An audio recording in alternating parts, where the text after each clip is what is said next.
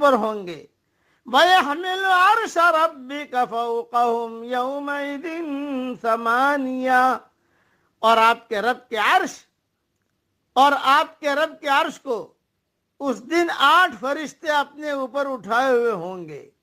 یومئذ تعرضون لا تخفى منکم خافیہ، اس دن تم پیش کیے جاؤ گے، تمہاری کوئی بات پوشیدہ نہ ہوگی۔ اللہ جل جلالہ عما نوالہ نے گزشتہ قوموں کے قصے، قیامت کا منظر بیان کیا ہے تاکہ آدمی گزشتہ قوموں کے قصوں سے عبرت حاصل کرے اور قیامت کی تیاری کرے۔ اللہ تعالی ہم سب کو قیامت کی تیاری کرنے کی توفیق عطا فرمائے۔ آمین۔ وآخر دعوانا ان الحمد للہ رب العالمین۔